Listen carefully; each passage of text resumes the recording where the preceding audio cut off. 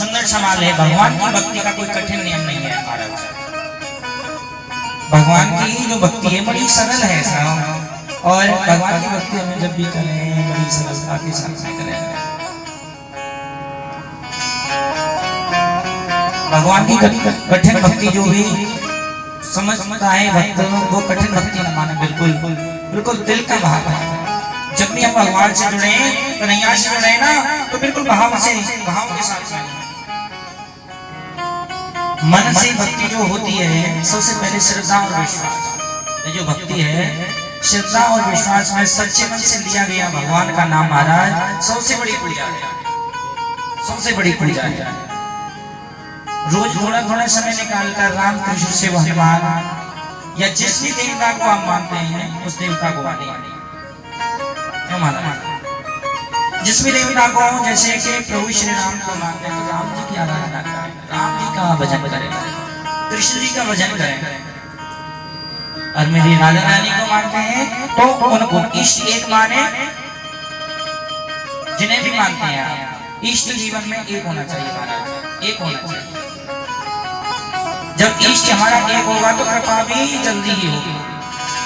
रोज थोड़ा थोड़ा समय निकालकर राम का नाम लिया करें, भगवान का नाम लिया करें, भोलेनाथ का नाम लिया करें। जिस भी देवता को आप मानते हैं उसे अपना मान कर कह रहे हैं नाथ मैं आपको भूलूं नहीं। भगवान का हमें चिंतन हमेशा अपनी जिह्वा पे रखना चाहिए, और भगवान से एक ही बात करें, हे गोविंद हमें कुछ नहीं चाहिए, आप पालनहार हैं, संसार को चलाने वाले हैं, तो आप ही सब कुछ देने वाले हैं। तो इसलिए भगवान का हमें भजन करना चाहिए, इससे मुक्ति मिलती है।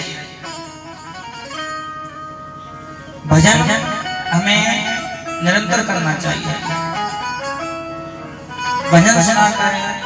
आजकल लोग महाराज फिल्मी गाने सुनते हैं, लेकिन उससे मन शांत नहीं होगा प्रभु। जब मन शांत होगा तो एक ही चीज से होगा, वो है भक्ति, भजन। भक्ति में भजन के जो भी प्राणी सुनता है उसमें सुंदर विचार उसके मन में आते हैं। सुंदर विचार जब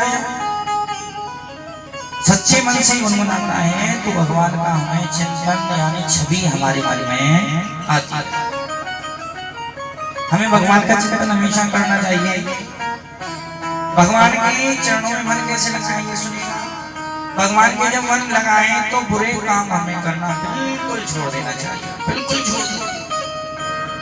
आज से ये संकल्प ले लें आप सभी कि जो भी बुरा कार्य होता है उसकी जो आयु होती है बड़ी कम होती है, और जो सत्य कार्य होता है उसकी आयु बड़ी दीर्घ होती है, बड़े लंबे समय तक चलती है। सच बोलना चाहिए।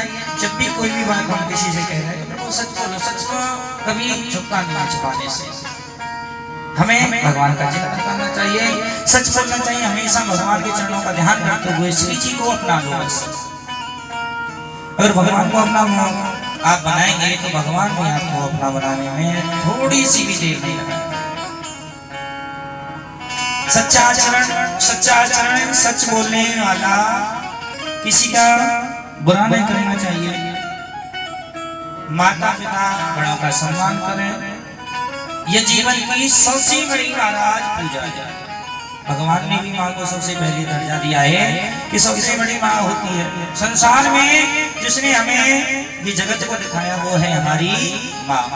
एक शब्द से बना हुआ महाराज ये शब्द छोटा नहीं है बल्कि बहुत बड़ा, बहुत बड़ा अनंत है। सेवा, सेवा कैसी करनी चाहिए पता है? पता है ना? सेवा ऐसी करनी चाहिए, कोई भी भूखा प्राणी कहीं आपको दिख रहा है तो महाराज इसके लिए भोजन की व्यवस्था करें। सबसे पहले भोजन की व्यवस्था सबको करेंगे महाराज। जो भी कोई भी व्यक्ति किसी को भोजन कराता है तो ये मान लीजिए भगवंत कृपा कि पता नहीं किस रूप में आकर नारायण मिल जाएगा। पता नहीं भगवान किस रूप में आ जाए और उनके हमें दर्शन हो जाए। तो किसी भी भूखे आदमी को भोजन कराना ही भगवान की कृपा है। भगवान की सेवा हमें निरंतर मिलती है। किसी दुखी को, कोई भी महाराज दुखी प्राणी है अगर उसकी सेवा करते हैं तो ये भी भगवान की कृपा है। दुखी का सहारा बने, क्योंकि भगवान जो है ना प्यारे बड़े ही भोले वाले। हमें दुखी लोगों का सहारा बनना चाहिए और कहेंगे की बात गोविंद से, गोविंद हे मेरे नाथ, हे मेरे भोलेनाथ, हम तुम्हारे हैं तुम हमारे हो। अब ये तुम्हारे और हमारे का भाव आएगा महाराज तो भगवान की जल्दी ही प्राप्ति होगी, जल्दी होगी, बहुत जल्दी होगी। तो हमें भगवान का ध्यान करना चाहिए।